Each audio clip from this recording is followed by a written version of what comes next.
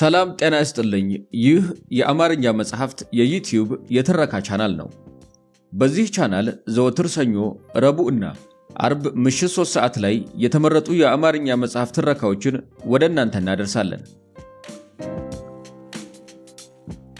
በዛሬው የትረካ ሰዓታችን ሐማቱማ የሶሻሊስቱ ጠንቋይ ጉዳይ በሚል ርዕስ ባሳተመው መጽሐፍ ውስጥ ያገኘናቸውን አይገርመንም ቡና ቤት ውስጥ የተሰኘውን ታሪክና እንዲሁም ክህደት የተሰኘውን አስደናቂ አብዮታዊ ወጎችን የከተበባቸውን ጽሑፎች እንደዚህ አሰናዳ ነው። ትረካውን ማድመጥ ሲጀምሩ ቪዲዮን ላይክ ማድረጎን አይርሱ። ቻናላችንን ሰብስክራይብ ካላደረጉ ሰብስክራይብ በማድረግ የቻናላችን ቤተሰብ ይሁኑ። እስከ ትረካው ማብቂያ ድረስ አብራችሁን ቆዩ።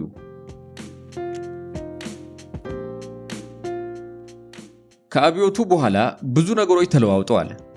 የቡና ቤት ባለቤቶችም ከወቅቱ ሁኔታ ጋር አብሮ ለመሄድ በመጓጓት በፍጥነት የቡና ቤቶቻቸውን ስም ቀያይረዋል።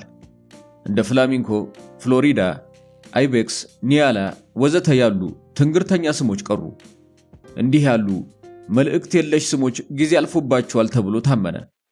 በምትካቸው እንደ ተራማጆች ቡና ቤት፣ ኢትዮጵያ ትቅደም መሸታ ቤት፣ ሶሻሊዝም ዳንስ ቤት፣ ለኦጋዴን እንሞታለን ቡና ቤትና የመሳሰሉ ስሞች መጡ። የጊዜው መንፈስ ይኸው ነበር። አንዳንድ የዋሆችም የኢትዮጵያውያን አብዮታዊነት መገለጫ አድርገው ወሰዱት። የነቁት ደግሞ የቡና ቤት ባለቤቶቹ ብልሃት ፈገግ አሰኛቸው። አይገርመንም ቡና ቤት ስማቸውን ካልቀየሩት ቡና ቤቶች ውስጥ አንዱ ነበር። አዘውታሪዎቹ እንደገመቱት እንዲህ ያለ ስም መያዙ በአብዮቱ እንኳን አልተገረምም ማለት ነው። ይህም ረሃብ ባጠቃው ሀገር ውስጥ እጅግ ወፍራም የሆነች አስቀያሚ ቅርጽ ያላትን የቤቱን ባለቤት የእውቀት ቀንዲል ከሆነውም ንጉሥ በላይ አዋቂ ያደርጋታል ማለት ነው። የቡና ቤቱ ደንበኞች በዋናነት ዝቅተኛ ገቢ ያላቸው ሰዎች ናቸው፣ ወይም በወቅቱ ቋንቋ የታችኛዎቹ ንዑሳን ከበርቴዎች። እኔና እናንተ በሚገባን አባባል ደግሞ ዝቅተኛ ደሞዝ ያላቸው የጽሕፈት ሥራ ባለሙያዎች፣ የአንደኛ ደረጃ ትምህርት ቤት መምህራን፣ ኑሮ የተጫናቸው የትንንሽ ሱቆች ባለቤቶች፣ ትምህርት ከሁለተኛ ደረጃ ያቋረጡ ሰዎች፣ መካከለኛ ደረጃ ሌቦችና ጊዜ ከፋባቸው የሴት አቃጣሪዎች። እንደ ቡና ቤት በበኩሌ የምወደው ቦታ ነው። መጠጡም ሴቶቹም ርካሽ ናቸው። ወሬው ሞቅ ያለና ማስመሰል የሌለበት፣ ደንበኞቹ ተግባቢ። ምንም እንኳን አንዳንድ ጊዜ ድብድብ ቢኖርም አጠቃላይ የቤቱ ሁኔታ የአንድነትና የህብረት ነበር። ምድረ በዳ የሆነ ቦታ ላይ እንደተጣሉ ሰዎች የማይታወቅን ነገር በመጻረር ህብረት ፈጥረናል። በእኛ ቤት ዩኒፎርም ለለበሱት ሁሉና አብዮት ለሚሉት ነገራቸው ያለን ንቀት ነው ያስተባበረን። የአልኮል መጠጥ በቀን እንዳይሸጥ የሚከለክለው አዋጃቸው ደግሞ ጥላቻችንን ለመቀነስ ትብብር አላደረገም። ድሮ ስላለፉት ወርቃማ ጊዜያት እናወራለን። ባስፈለገን ሰዓት በፈለግነው ቦታ እንድንጠጣ ስለፈቀዱልን ብቻ ወርቃማ ስለሆኑ ጊዜያት። አይገርመንም ቡና ቤት ለነገሩ አስገራሚ ቦታ ነበር። ባለቤቷ ራሷ እንደ ትንግርት የምትታይ ነች። እንዲያውም አንድ ጊዜ አንድ ደንበኛ ይህቺ ሴት እኮ በዝሆን አረማመድ ሁሉ ትቀናለች ብሏል። ሴቶቹ ደግሞ ግማሽ ገጠሬ ግማሽ ከተሜ ስለሆኑ እንደ ድልህና እንደ አምሮታቸው ወይ እንደ ጭራቅ ወይ እንደ ጻድቅ ያደርጋቸዋል። ተገልጋዮቹ ወይስ ደንበኞቹ ልበል? ስለ ራሳቸው መከረኛ ኑሮ አውርተው አያውቁም፣ ግን መልሰው መላልሰው አስደናቂ ታሪኮችን በመናገር ይጠመዳሉ። ታሪኮቹም ኢትዮጵያ ውስጥ እንደተለመደው ሁሉም ማለት ይቻላል እውነት ናቸው። አንዳንድ ጊዜ ፍቅር ውስጥ ለመውደቅ ያህል የዋህ የሆኑት ሞቅ ሲልህ ደግሞ ለመዝረፍ ወደ ኋላ የማይሉት ሴቶችም የራሳቸው የሆኑ እንግዳ ታሪኮች አሏቸው። አይገርመንም ቡና ቤት እንዲያውም የሚያስገርሙ ታሪኮች ቡና ቤት ነው። ይሄኛውን ታሪክ የሰማሁት አንድ እሁድ ምሽት ነው። ስትጠጣ ገልባጭ የነበርነውን ሁላችንንም ከምታስንቀን ሴትና ስሙን ከማላስታውሰው ስራው ግን ስገምት ከወንጀል መርማሪ ፖሊሶች ጋር ከማያዋደደው ጎልማሳ ጋር አንድ ጠረጴዛ ዙሪያ ተቀምጫለሁ። ዝግ ብሎ የሚያወራና የሐዘን ድባብ የወረሰው ፈገግታ ያለው ሰው ነው። አንዳንዴ አንድ ሁለት መጠጥ ይጋብዘኛል። አንድ ጊዜ ስራ እንዴት ነው ብዬ ስጠይቀው በፈገግታ ጥሩ አይደለም ብሎኛል። ተፎካካሪያችን ስልጣን ላይ ስለወጣ ላልተመረጡት ገዢዎቻችን ካለን ንቀት የተነሳም የወዳጅነት ግንኙነት መስርተናል። እንደ ሴት አይደለም የምጠጪው አላት ልጅቷን እየቀለደ። አድሃሪ አላገጠችበት። ይሄ ትምክህተኝነትህ ቀበሌ እስር ቤት እንዳይከትህ። ለምን አትጠቁሚብኝም ታዲያ? ልጠቁምብህ እችላለሁ ስራ ከቀዘቀዘ መለሰችለት። ፖለቲካ ስብሰባ እንደምትሄድ ታውቃለህ አይደል? አሪፍ ነው አላት ብርጭቆዋን እሱ ከሚጠጣው የቢራ ጠርሙስ እየሞላላት። ሴቶች ፖለቲካ ያውቃሉ ማለት ሻምበል ባሻዎች ኢኮኖሚክስ ያውቃሉ እንደማለት ነው። ሁላችንም ሳቅን። ስለ አንድ ሴት ታሪክ ልነግራችሁ እችላለሁ ሲል ጀመረ። እውነት የትኛው ጾታ ነው ደካማ ብላችሁ እንድታስቡ የሚያደርጋችሁ ታሪክ ነው። ደካማዎቹማ እናንተ ወንዶች ናችሁ አለች። ከፍ ዝቅ እንደገና ዝቅ ብላችሁ የምትቀሩት እንደዛ ናችሁ እናንተ አለችው። ሀፍረተ ቢሱም የሰውነቷ እንቅስቃሴ ምን ማለት እንደፈለገች አስረግጦ ይናገራል። ስድ አልኳት። የቀበሌ ስብሰባ ውስጥ ነፃ ትወጪ ይሆናል እንጂ አሁን ያለሽው ከድሮ ሰዎች ጋር ነው።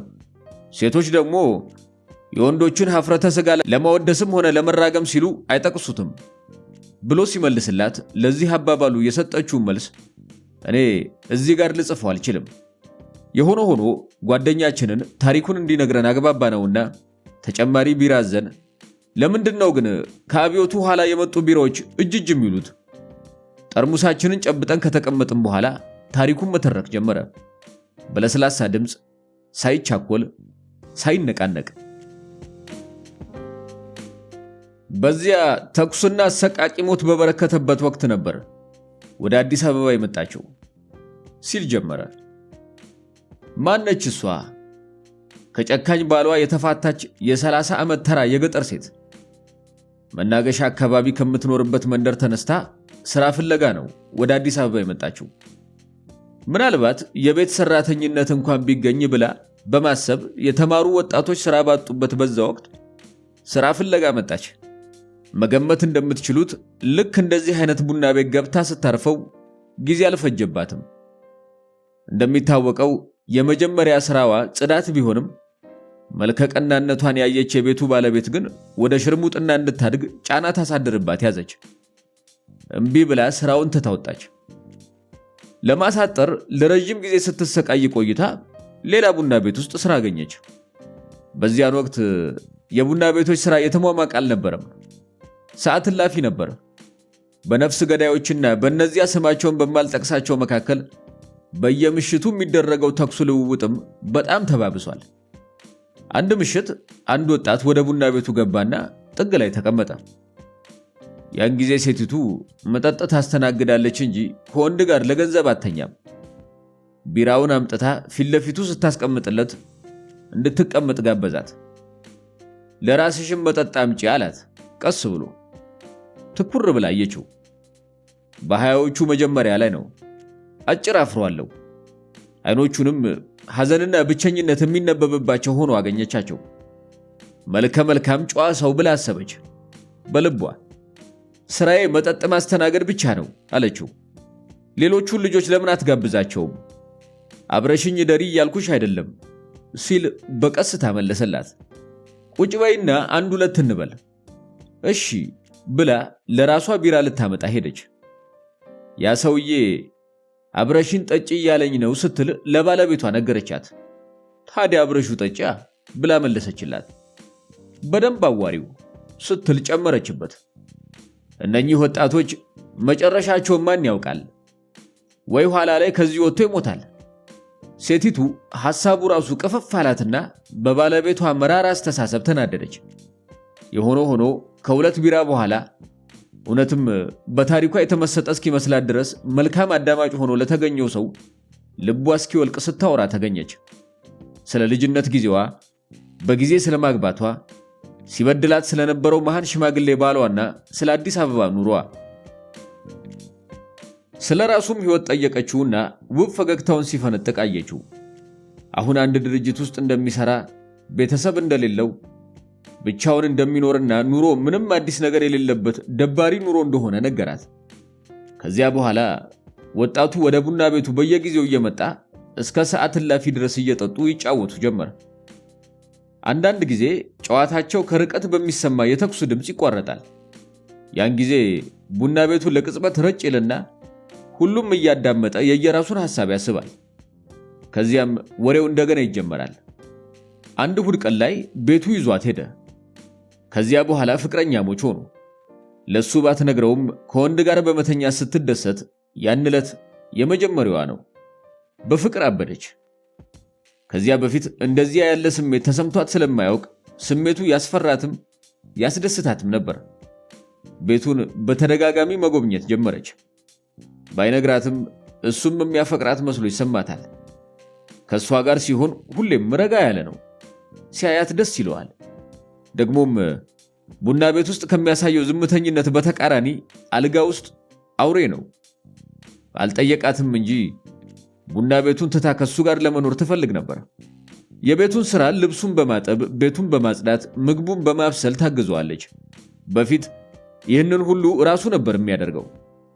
ቀን ቀን ቤቱ በሄደች ቁጥር እዚያው ታገኘዋለችና ሥራ ላለው ሰው ጉዳዩ እንግዳ ቢሆንም አንስታበት አታውቅም።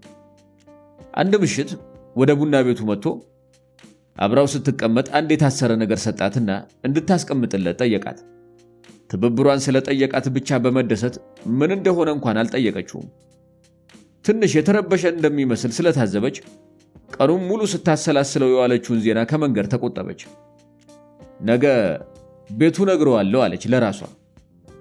አርግዛ ነበርና ደስ ተሰኝታለች። ነገ መጣለሁ አለችው። በሚቀጥለው ቀን ቤቱ ስትሄድ በሩ ከውጭ ተቆልፎ አገኘችው።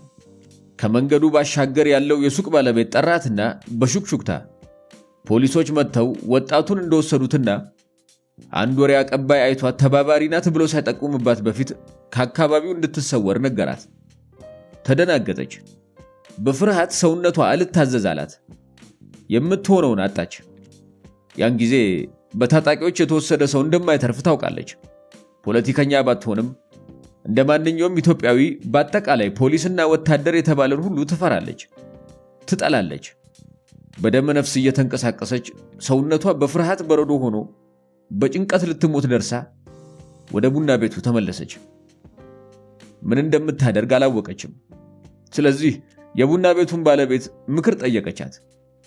እርሺው አለቻት ባለቤቷ ቁርጥ ባለ አነጋገር። ወጣቶቹ አደገኛ የሆነ ሥራ ውስጥ ናቸው፣ ትጎጃለሽ። ይህንን እያለቻት ባለቤቷ ከፊት ለፊቷ ያለችው ሴት ምክሯን እንደማትቀበላት ገባት። ያንተ ያለ አለች ተስፋ በመቁረጥ።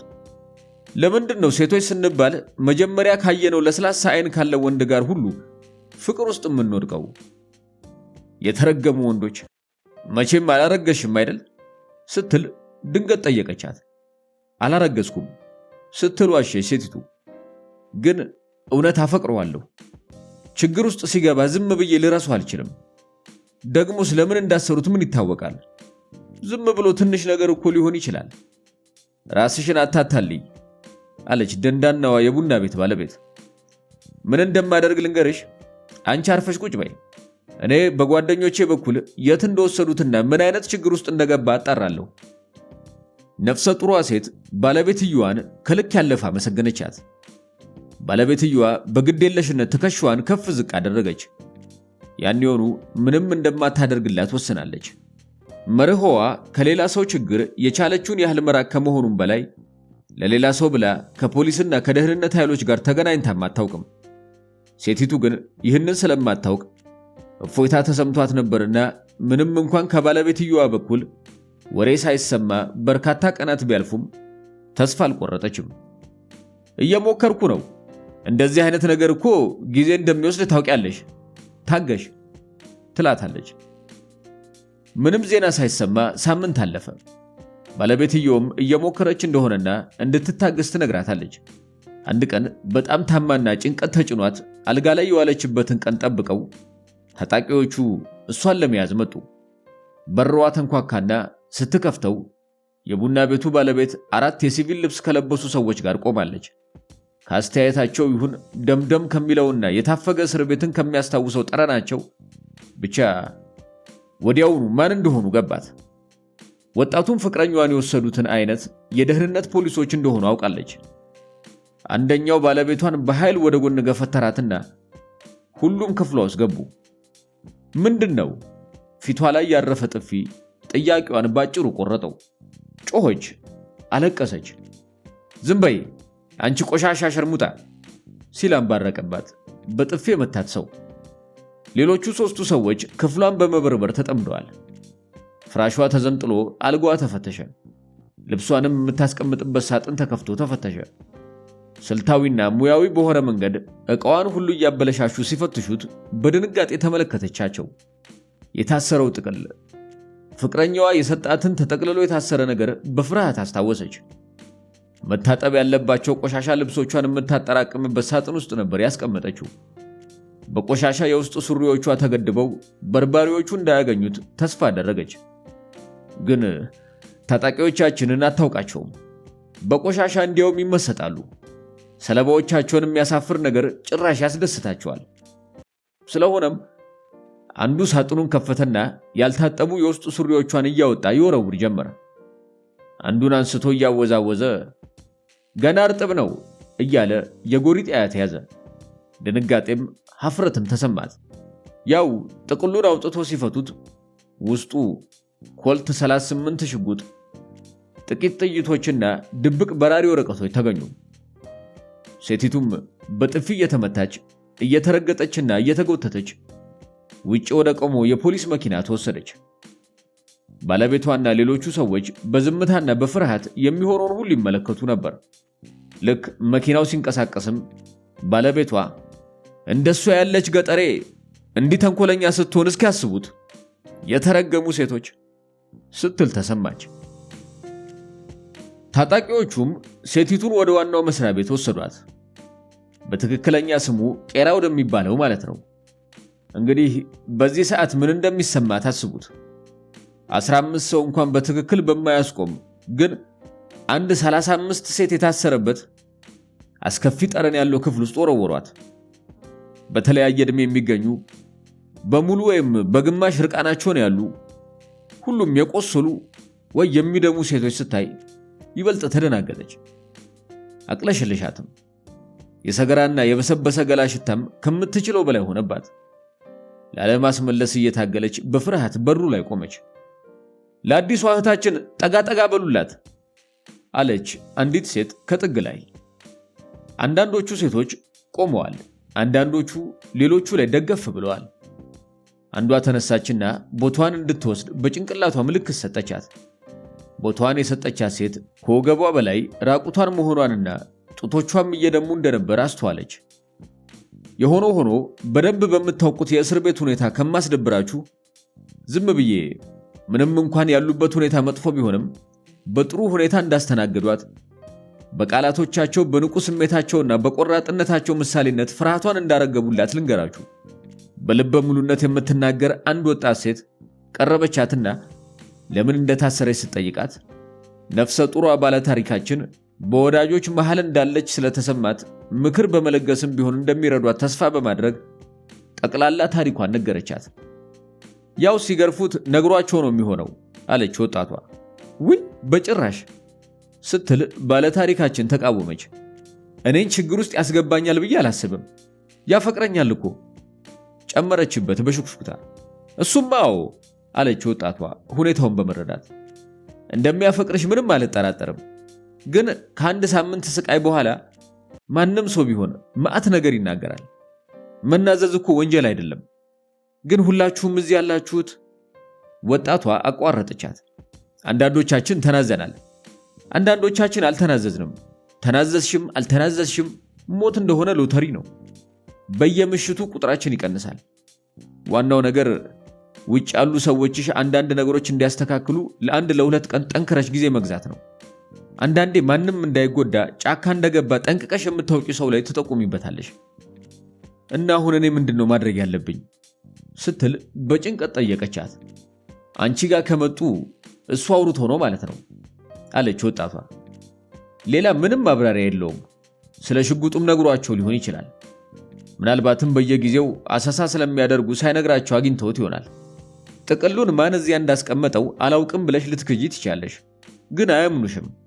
እሱን ያስቀመጠው ብትይ እሱን ወንጀለኛ ታደርጊያለሽ። ግን ደግሞ ቀድሞውንም ወንጀል እንደሰራ ነው የሚታሰበው። ተጋልጧል ማለት ነው፣ ወይም ሲገርፉ ታምኗል ማለት ነው። ስለዚህ ጉዳዩን መደበቅሽ እሱን አይረዳውም፣ እንዲያውም ያንቺን ሁኔታ ያባብሰዋል። ሌላ ሰው ነው የሰጠኝ ብትይ ደግሞ ምስጢር አዋቂ ታጋይ ትመስያለሽ። እናም ያንን ሌላ ሰው አጋልጪ ትባያለሽ። ቆይ እስኪ ላስብበት አለች ወጣቷ ከሌሎች ሁለት ሴቶች ጋር ለመመካከር ወደ ክፍሉ ጥግ እየተንቀሳቀሰች። ከደቂቆች በኋላ ተመለሰችና ግራ የተጋባችው ባለ ታሪካችን ጋር ቁጭ አለች። ወዷለው ብለሻል አለቻት። ለሱ ብለሽ ለመሰቃየት ያህል ተወጇለሽ? አዎ እያመነታች መለሰች። ያለሱ መኖር አልችልም። ጥሩ አለችና ወጣቷ አሁን በጥንቃቄ አድምጪኝ። ከትንሽ ጊዜ በኋላ ይመጡና ለምርመራ ይወስዱሻል፣ ይገርፉሻል። አትንቀጥቀጪ። እንዲያውም ራስሽን አዘጋጂ። እሱ አውርቶ ከሆነ እንዳላጋለጠሽ ይነግሩሻል። ዝም በያቸው። ጥቅሉ የተሰጠሽ በፍቅረኛሽ ጌቱ በሚባል አጭር ሰው እንደሆነ ንገሪያቸው። ሰውየው ምን እንደሚመስል በዝርዝር እኔ ነግርሻለሁ። ለማሳመን እንዳልተረገዘና በግራ ዳሌው ላይ ጠባሳ እንዳለው ንገሪያቸው። ይሄ በትንሹም ቢሆን ግራ ያጋባቸዋል።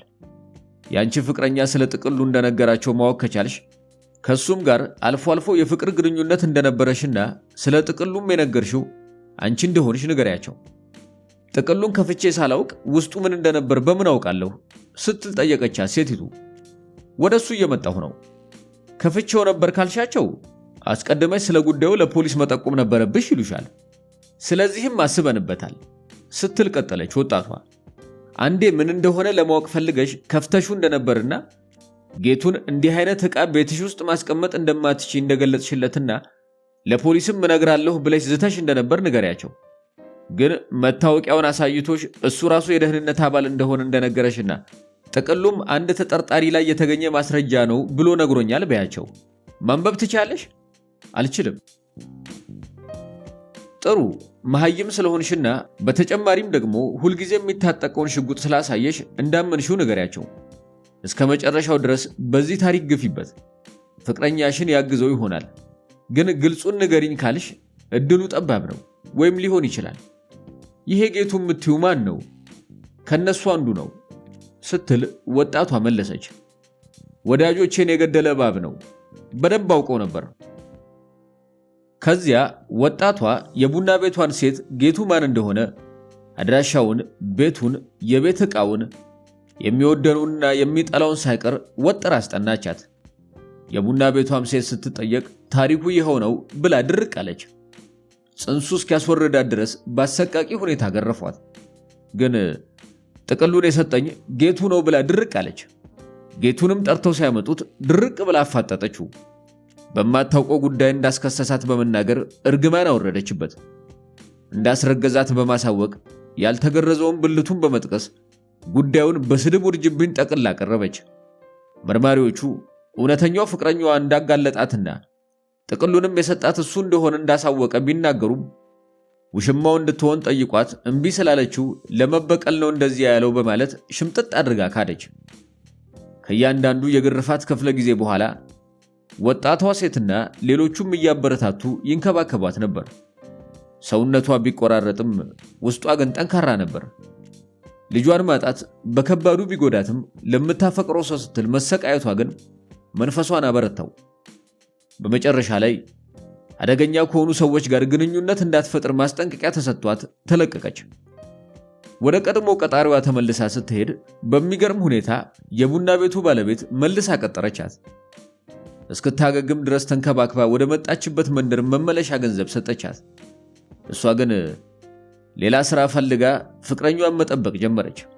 እስር ቤት ያገኘቻት ወጣት ሴት አንድ ሰው እንድታገኝ አድራሻ ሰጥታት ነበር። ሰውየውንም ፈልጋ ማግኘት ቻለች። በሰውየው እርዳታ ቀስ በቀስ ፍቅረኛዋ ይታገልለት የነበረው ዓላማ ውስጥ ገባች። አልተቃወመችም። ይህንንም በማድረጓ እስር ቤት ውስጥ ካለው ፍቅረኛዋ ጋር ቅርበት የፈጠረላት መስሎ ይሰማት ነበር። እዚህ ላይ ነው ታሪኩ የሚያልቀው። እንዴ በፍጹም ስትል አብራው ያለችው ልጅ ተቃወመች። መጨረሻዋ ምን ሆነ? ኢየሱስ! ተራኪው ሸረኛ ፈገግታውን አሳየ። ሂጂ ቢራ ጨምሪልኝና ነግርሻለሁ። መጠጣችንን ልታመጣ ስትሄድ ወጣቱ ተረሽኖ ሰውነቱ መኖሪያ ቤቱ አካባቢ ተጥሎ ነበር። ሴቲቱ ስለሞቱ አልተነገራትም። እንዲያውም በኋላ ላይ ልብሷ ውስጥ በራሪ ወረቀት ተይዞባት እሷም ተረሽናለች። ለኛዋ ልጅ ይህንን መጨረሻ መንገሩ አላስፈላጊ ነው። ለዕድሜ ልኳ የሚበቃት መከራና ሐዘን እንዳለባት ይሰማኛል። የቡና ቤቷ ልጅ መጠጣችንን ይዛ ተመለሰች። እንደተቀመጠችም ንገረኝ አለችው። እንግዲህ ጓደኛዬ መዋሸት ጀመረ። ከዓመት በኋላ ተለቀቀና ተገናኙ። ከመቼውም ይልቅ እንደሚወዳት ታወቀች። አብረው ጫካ ገቡ ልሻለሁ። እንባዋ እያቀረረ ጠጪዋ ሴተኛ ዳሪ በከባዱ ተነፈሰች። ምን አይነት የሚገርም ታሪክ ነው! አስቀናችኝ አለች። ጓደኛዬን ተመለከትኩት። ዝም ብሎ ቢራውን እየተጎነጨ ነበር። ምናልባት እኔ ራሴ ሰክሬ ካልሆነ በስተቀር እንባው ያቀረረ መስሎኛል። አይገርመንም? ቡና ቤት ውስጥ አንዳንድ ጊዜ ደንዳና ወንዶችም ያነባሉ፣ ግን ማንም አይገረምም። ክህደት። አትተኛም ስትል ጠየቀችው። ትንሽ ቆይቼ እመጣለሁ ብሎ መለሰ። ዘገባውን እንደጨረስኩ ጽሑፉን ለመቀጠል አቀረቀረ። የኩራዙ ብርሃን ደብዛዛ ስለነበር አይኑን እያስቸገረው ነው፣ ግን በጭራሽ ምንም አልመሰለውም። ወደዚህ የገጠር ከተማ ከመምጣቱ በፊት እዚህ የሚጠብቀው ኑሮ በዋናው ከተማ ከለመደው አኗኗር ይበልጥ አስቸጋሪ እንደሚሆን አውቆት ነበር። መጽሐፉን ቀጠለ። ዘገባውን ማዘጋጀት በየሳምንቱ የሚያደርገው ሥራ ነው። የሰራውን ሥራ ማጠቃለያ ኃላፊነቱን ሲወጣ ያጋጠሙት ችግሮች፣ ለፈጣን እርምጃ የሚያቀርባቸው ምክረ ሐሳቦችና ነፃ እርምጃዎች የተወሰደባቸው ሰዎችን ዝርዝር የሚያካትት ነው። በዚህ ሳምንት በ4 አናርኪስቶች ላይ አብዮታዊ እርምጃ ወስደናል ሲል ጻፈ። ከነዚህ ውስጥ 2ቱ ተማሪዎች ሲሆኑ ቀሪዎቹ 2ቱ ደግሞ የማይረቡ ቦዘኔዎች ናቸው። እርምጃውም በከተማ ውስጥ ጥሩ ፖለቲካዊ ተጽዕኖ ፈጥሯል። የኔም ዕቅድ በዚህ መልኩ ሥራውን በንቃት ለመቀጠል ነው። በጥልቅ ሐሳብ ውስጥ ገብቶ መጽሐፉን አቋረጠ። ንቃት ቁልፍ ቃል ነው። የጠቅላላው ትግል አንኳር ፍሬ ነገር። ንቃትህ በላላበት ቅጽበት ጠላትህ ይደመስሳል። ጠንቃቃና ንቁ መሆንን በመርሳቱ በአናርኪስቶች ጥይት የተገደለውን መርዕድን አስታወሰ። መዘንጋት የለም። በማንኛውም ጊዜ መሳሪያህን መታጠቅ አለብህ። ከተልዕኳቸው በፊት በተካሄደው ልዩ ስልጠና ላይ ይህንን ነበር ሩሲያዊው መምህር ያስተማራቸው። ዙሪያዬ ጠላት እየሸተተ ይህንን እንዴት ረሳለሁ ሲል አሰበ። ከዓመት በፊት ነበር ወደዚህ የመጣው። ጊዜው አናርኪስቶች ኃይላቸውን የሚያሳዩባቸውን ተግባራት እየፈጸሙ የነበረበትና ማንም ሳይፈታተናቸው የገነኑበት ጊዜ ነበር። እሱ የአብዮቱ ካምፕ ብሎ የሚጠራቸው የመንግስት ደጋፊዎች ተበታትነው በፍርሃት ተውጠው፣ አንዳንዶቹ እንዲያውም ተለይተው ታውቀው ከፍተኛ አደጋ ውስጥ ገብተው ነበር። ተልዕኮም ግልጽ ነበር። ከተማውን ማጽዳት፣ ሕግና ሥርዓትን ማስከበር፣ በሙሉ ስልጣን ያለምንም አመንታት ሽብርን ማፋፋም። ሽብር የነሱ ሽብር ነጭና አድሃሪ ሲባል፣ የኛ ደግሞ እንደ ቦልሸቪኮቹ ቀይ ነው። ኮቦን አስታውስ ሲል ነበር የሱ ቡድን መሪ አውቶቡስ ተራ ድረስ ሲሸኘው የነገረው። ኮቦ የወሳኝ ሽብር ፈጣሪ የሆነው የታላቁ ስታሊን ቅጽል ስም ነበር። ተልዕኮውን በአግባቡ ለመወጣት ሞክሯል። በ4 ወራት ውስጥ በከተማው የነበረውን ሁኔታ ቀይሮታል። አሁን ለመሮጥ ተራው የአናርኪስቶች ሆኗል። የተስፋፋ እስር፣ ግርፋት፣ ምርመራ፣ ርሸና በመሆኑም በአጭር ጊዜ ውስጥ ፍርሃት ከማንም በላይ ተንሰራፋ። ፍርሃት ስነ ስርዓትን ይፈጥራል ብሎ ያምናል። በመጨረሻም ቀስ እያለ ወደ አክብሮት ይሄዳል። ሁሉም ነገሮችን በጥንቃቄ ማድረግ ጉዳይ ነው ይል ነበር መምህሩ። ደግሞም እውነት ነው ሲል ተደነቀ። በዚህ ከተማ ውስጥ ያሳለፋቸው የመጀመሪያ ወራት በጣም ከባድ ነበሩ። ሕዝቡም እሱን ሲያይ ፍርሃት ብቻ አይደለም የተሰማው፣ ድንጋጤም ጭምር እንጂ። ከጊዜ በኋላ ግን ሊያከብሩት፣ ሊቀርቡት፣ እንዲያውም ሙሉ በሙሉ ሊቀበሉት እንደቻሉ አስተውሎ ደስ ብሎታል። ላገኘውም ተቀባይነት ለሚስቱ ምስጋና ይሰጣል። ዞር ብሎ ተመለከታት። ከተስተካከለው አተነፋፈሷ ወዲያውኑ እንቅልፍ እንደወሰዳት ማወቅ ይቻላል። የሚወደውን ሞቃቱን ገላዋን አሰበውና እያንዳንዱን ቀን ባለፈ ቁጥር የበለጠ እየወደዳትና እየፈለጋት የመምጣቱ ነገር አስደነቀው። በእርግጥ ቆንጆ ናት። ተገቢዎቹ ቦታዎች ላይ ሁሉ ሞላ ሞላ ያለች ማራኪ ክብ ፊት፣ ሙሉ ከናፍርትና ለስላሳ ቡናማ አይኖች አላት። ደግሞም ከብዙ የገጠር ወጣት ሴቶች በተለየ መልካም ቅርጽ ያላቸው የተዋቡ እግሮች ነበሯት። ለመጀመሪያ ጊዜ እሷን ያየበትን ቀን አስታወሰ። ጸጉሯ ተመሰቃቅሎና አይኖቿ በፍርሃት ተሞልተው ነበር። ክፉኛ የተደናገጠች ሕፃን ልጅ እንጂ የአሁኗን የደረሰች ማራኪ ሴት አትመስልም ነበር። ከአንድ የታወቀ አናርኪስት ጋር በነበራት ግንኙነት ምክንያት ታስራ ነበር እሱ ፊት የቀረበችው። ይህም በወቅቱ በነበረው ሁኔታ ተከሳሹ ላይ ሞት የሚያስከትል ክስ ነበር። ብቻውን ጥያቄዎች ባቀረበላት ጊዜ ነው በውበቷ የተማረከው። ከዚያ ቀን በኋላ ብዙ ጊዜ ንጹሕ ነኝ ስትል ያመናት ስለማረከችው ስለከጀላት ወይ ስለፈለጋት እንደሆነ ራሱን ጠይቋል። ያን ያህልማ ደካማ አይደለሁም ብሏል ለራሱ። ንጹሕ ነበረች። ከሱ ጋር ግንኙነት አላት የተባለችለት ሰው ፍቅረኛዋ ቀርቶ የቅርብ ጓደኛዋ እንኳን አልነበረም። ከዚያም እውነትም ፖለቲከኛ አለመሆኗን እንዲሁም ጥሩና ዝምተኛ የመንደሩ ልጅ መሆኗን ሊመሰክሩ የቀረቡ ሰዎች ነበሩ። ጎበዝ ተማሪ እንጂ ሌላ አይደለችም። ለቀቃት። እናም በአንድ ወር ውስጥ በሁለት ክፍል ቤት ውስጥ አብረው ለመኖር ገባች። ማዘጋጃ ቤት ሄዶም ጋብቻቸውን ሕጋዊ ያደረገ። እንደዚህች አይነት አፍቃሪ ሚስት ስላገኘም ራሱን እድለኛ አድርጎ ቆጠረው። ከሱ ጋር ግንኙነት አላት ተብላ የተከሰሰችበት ሰው ምን እንደደረሰበት ነግሯት አያውቅም። ነፃ እርምጃ ተወስዶበታል።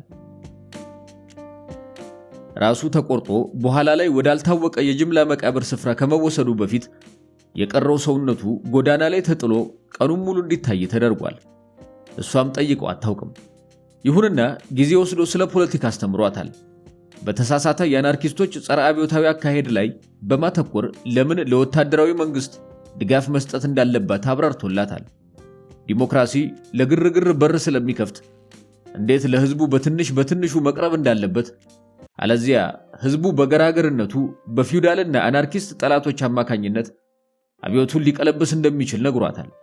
እሷም ለመማር ጉጉት አሳይታለች። ለተጨማሪ 15 ደቂቃዎች ሲጽፍ ቆይቶ አንዳንድ ስህተቶችን ለማረም ሙሉ ጽሑፉን አነበበና ከአንድ ሰዓት በኋላ ምቾት ባለው የሚስቱ እቅፍ ውስጥ ድብን ያለ እንቅልፍ ውስጥ ወደቀ።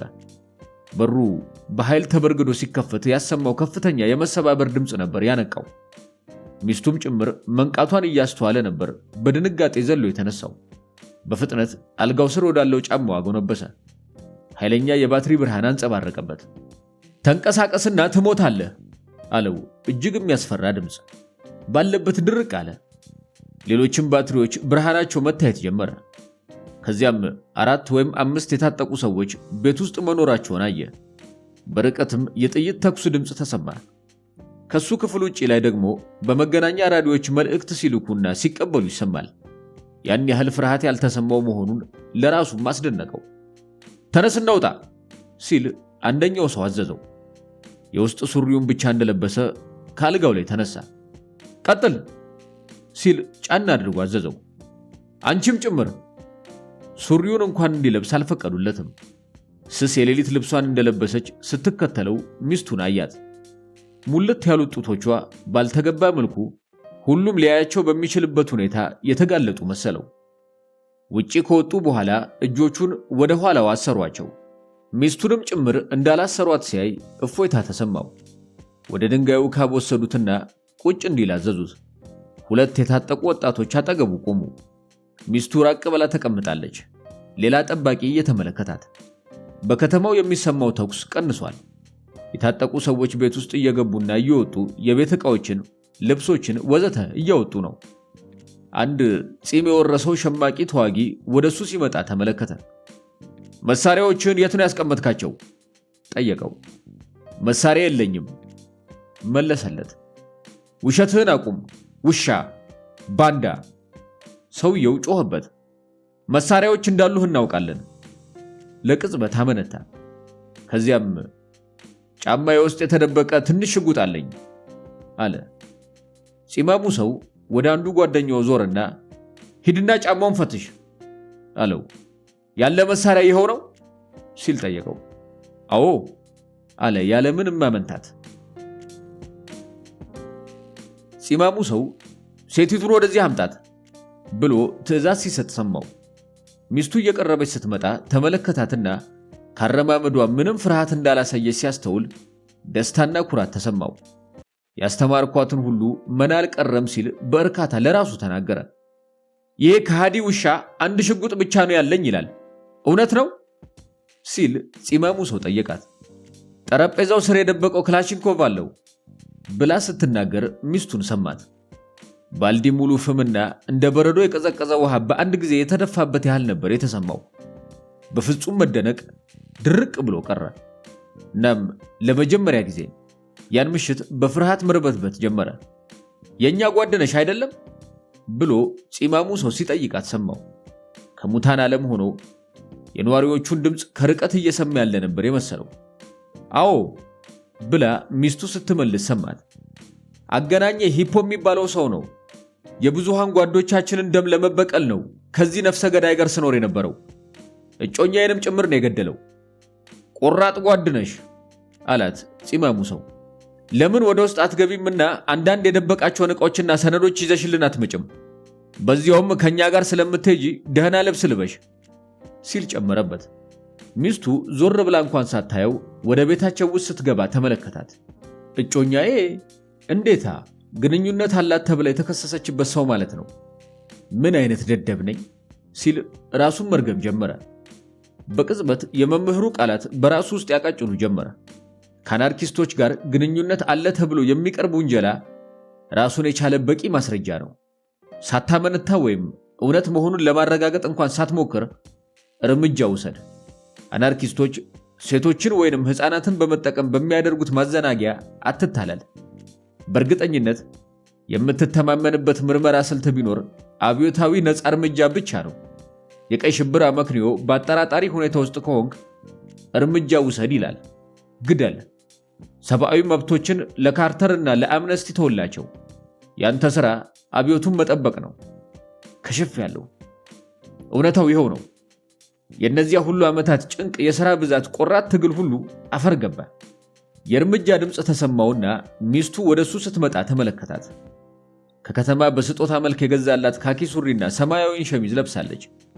ማታ ሲጽፈው የነበረው ዘገባ ይሄ ነው ብላ በፖስታ ውስጥ ያለ ሰነድ ለፂማሙ ሸማቂ ተዋጊ አቀበለችው።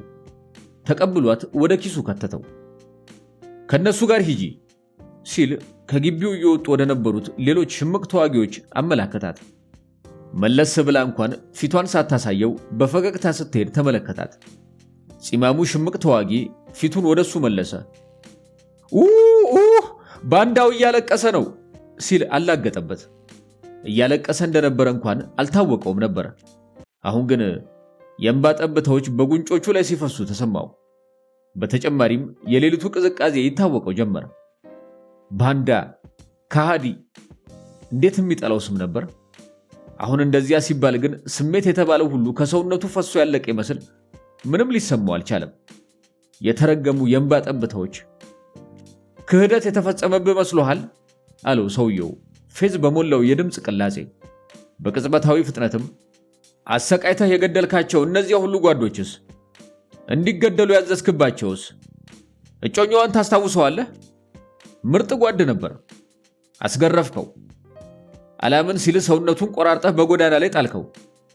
ይባስ ብለህ ደግሞ እንድታገባህ አስገደድካት። ምናልባት ያቀፈች መስሎ ይሆን? ምን አይነት ራስን መካብ ነው ባክህ! እንዴት ባንዳ ልታፈቅር ትችላለች? ያውም የውድ ጓዷን ገዳይ። እሷ እንዲያውም ገድላህ ወደኛ ልትቀላቀል አስባ ነበር። እኛ ከልክለናት ነው እንጂ እንድትቆይ ጊዜውን እንድትጠብቅ አዘናት ነው። ወደደችም ጠላችም ቤታ አስገብታታል። በመሆኑም አጋጣሚውን ልንጠቀምበት ፈለግን። እንድትሄድ ባልነግራት በራሷ አንደበት ለአንተ ያላትን ጥላቻ በደንብ ትነግርህ ነበር። እኛ የመጣነው ግን በተለይ አንተን ፈልገን ነው። ሌሎቹ ጓደኞች በሙሉ ታስረዋል። አልቆልሃል አንተ ባንዳ። አዎ አልቆልኛል ሲል በዝምታ ተስማማ። እንባው አሁን ቆሟል።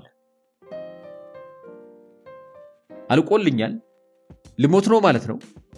ውስጡ ቢገለባበጥም አንዳች ኃይል ጸጥ ብሎ እንዲቆይ ነገረው። በርታ የሚለው መሰለው። ግን ደግሞ ወኔው ሲከዳው ይሰማዋል። መሞት አልፈልግም አለ ለራሱ። ከተማ ትቷቸው የመጣው ቤተሰቦቹ ታወሱት። በሚቀጥለው ክረምት እመጣሉ ብሎ ቃል እንደገባላቸው ትዝ አለው። መሞት አልፈልግም። ሊሰሙኝ ይገባል። ላናገራቸው ይገባል። ፈጣሪ ሆይ መሞት አልፈልግም። ለረጅም ጊዜ ሲክደው የነበረውን አምላክ በመማፀን አንቋረረ። አሁን በግልጽ ተንሰቅስቆ ያነባ ጀመረ። የተኩሱን ድምፅ ሰምቶ ለድንጋጤ እንኳን ጊዜ ሳይኖረው ነው የሞተው።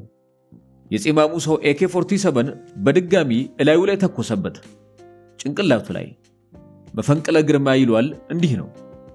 መጨረሻ ላይ ሁሉም ፈርተው እያላዘኑ ወይም እያነቡ ምህረት ለመጠየቅ ፈርተው መዘግየታቸው እንኳን ሳይገባቸው እስኪደክማቸው እየለፈለፉ ነው የሚሞቱት ሲል አሰበ ሽምቅ ታጋዩ።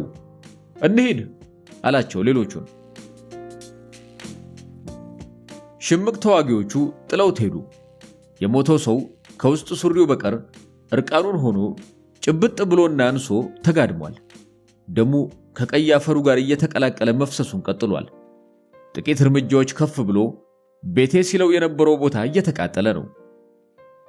ከርቀት ጅብ ሲጮህ ይሰማል። እሱ ግን ይፈራው ዘንድ በሕይወት የለም።